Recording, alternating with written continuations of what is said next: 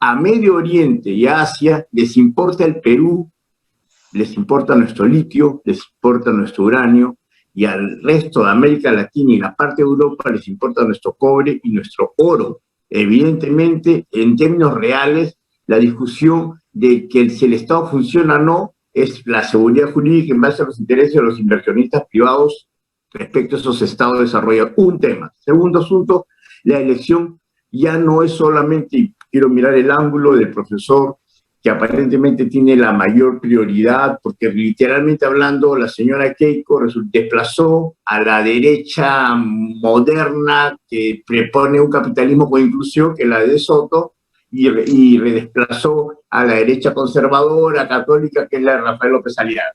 Entonces, quedó ella, increíblemente quedó ella. Y en el otro caso, desplazaron a todos los demás y pusieron sí a un hombre con formación rural. Y como tú lo recordarás, amigo Paredes, en todos los países de América Latina, los últimos en el rango de profesores que reciben la peor educación para profesor es el profesor rural. Nadie quiere ser profesor para profesores rurales. Eso pasa en Lima, y pasa en Oaxaca, y pasa en Chiclayo, y pasa en Cajamarca, pasa en todas partes. Entonces, esa situación hace que nos ponga un personaje particular. O sea, no es culpa del señor, en mi punto de vista, no es culpa del señor Castillo ser dogmático. Así lo formaron sus profesores, pero es interesante que era combinado, obviamente, talentos propios y obviamente una visión, creo que tiene que ver con talentos personales, tiene que ver con el tema de... Fernando, lo que tú nos estás diciendo es que Pedro Castillo no tendría suficiente capacidad profesional, una adecuada formación profesional.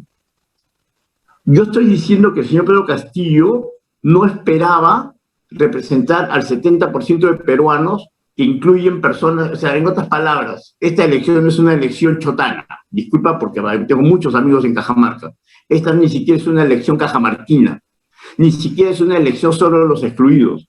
Esta elección lo que refleja es un conjunto de peruanos, acá somos 9 millones, y ves cable, se ve en todo ese gran entorno de por lo menos 4 millones de personas que están en toda esta periferia limeño-provinciana. En el Perú, hasta donde los expertos me han dicho, no más de 600 empresas son las que de alguna manera generan el 80% de la recaudación de tributos peruanos. Tenemos esta especie de embudo. Pocas grandes empresas generan el gran paquete de tributación. Lo demás solamente son minucias, 2%, 3%, 5%. Uno.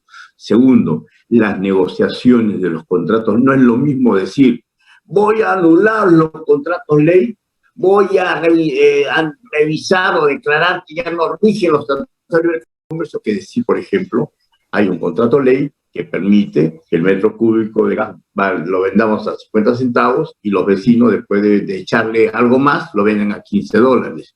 Entonces, evidentemente, ese es un contrato lesivo, igual no hay abogado, claro, siempre hay un abogado que va a defender que eso está bien, pero en general, un abogado de nivel del Estado y de un posible gobierno de Pedro Castillo podría perfectamente encontrar argumentos para deshacer ese contrato, y creo que ahí Pedro Castillo podría tener razón en ese y otros, pero hablar con ese nivel de generalidad, tal como tú lo indicas, es una tontería, es una situación que espanta a la gente, y en general además por otra razón, porque ese famoso 10%, ¿cómo lo distribuyes? Según se sabe, en el MEF, solamente los pobres son aquellos que viven en ciudades de 2.000 habitantes para arriba. Y en Perú, que yo parece, tú lo sabes tanto como yo, hay más de casi 90.000 centros poblados de 150 personas para abajo, y que más o menos representan toda la población de San Juan del Lurigancho.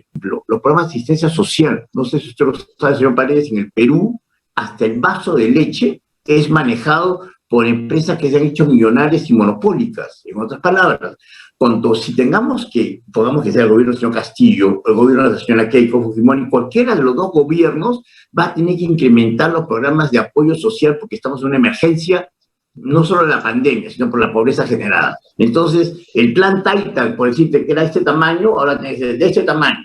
El plan vaso de leche, que claro, la gente ahora que no va al colegio, la gente lo que está recibiendo son paquetes de alimentación. Entonces, esos paquetes serán así, van a tener que ser así, etc. Y eso es monopólico. Los programas sociales están sujetos en este momento a una alta corrupción en los últimos 20 años. En el caso de Keiko Fujimori, Keiko planteó en el debate de Chota que el 40% de recaudación de canon que vaya directamente a la población. Unos entendimos, ¿y cómo se va a comer eso? ¿Le van a incrementar ingresos por canon a gobiernos regionales, a municipalidades? ¿O es que va a comenzar a distribuir el saldo de lo que no se gasta en inversión por canon en gobiernos regionales y gobiernos municipales?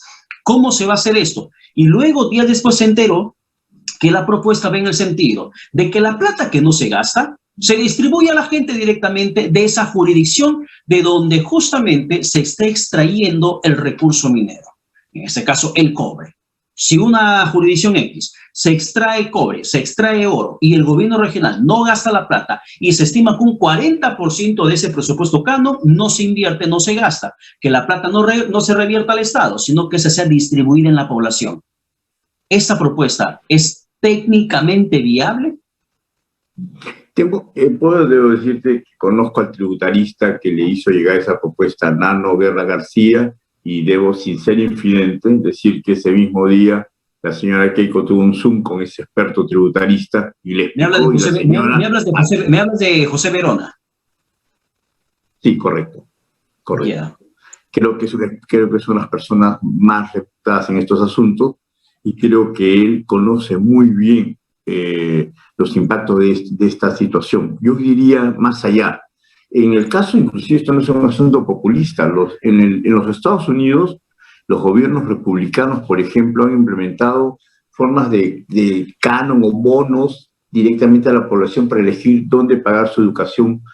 Porque en un momento determinado la educación pública en los Estados Unidos se tercerizó y tú podías elegir a qué colegio ponías a tu hijo y en el Estado, tú dabas la cuota del Estado, tú elegías. Era la plata del Estado que tú le tenías, si quieres, como un bono, como parte de un canon, como le llames. Entonces, el colegio, siendo público, era elegido por los padres de familia. Y si el colegio no era elegido, era cerrado porque era considerado de mala calidad. Una cosa así. Entonces, no tiene por qué asustarnos la propuesta de Verona respecto a la señora Keiko Fujimori en verse populista, pero yo sí creo que es una solución eficiente de emergencia considerando otro factor. Los gobiernos regionales, ya no solamente mirando de manera bullying al señor Cerrón como si fuera el único gobierno regional corrupto del Perú. Evidentemente, la mayor parte de gobiernos regionales y municipales principales tienen muchos temas de corrupción y de falta de transparencia. Pediría dos cosas. Al señor Castillo le pediría que, por favor, su plan de gobierno revisado, morigerado, que no pierda la esencia de sus posiciones de izquierda con respecto a la pobreza de la población, etcétera, que se mantenga eso, pero que lo elabore, lo termine de afinar ya, y que presente a ese tipo de gente para que lo pueda explicar, uno. Y segundo, que mantenga claramente, va a desligarse o no del señor Cerrón, que evidentemente se sabe que hace negociaciones directas con políticos, que se sabe que es el que bloqueó a Pedro Castillo en sus reuniones con el señor de Soto y que probablemente es que está permitiendo reuniones con personas de intimidad. Esta es otra, como dicen ustedes, una pepa. Reuniones con parte de la derecha mercantilista que lo que quiere es negociar, porque tú sabes que en estas situaciones hay empresarios que le ponen dinero al candidato ideológico, o sea, Keiko Fujimori, pero mandan una persona delegada a la otro grupo a decir, por si acaso a mí no me toques. Fernando, muchas gracias por tu comunicación y que tengas buen domingo. Gracias a la gente de Estable, muy amable.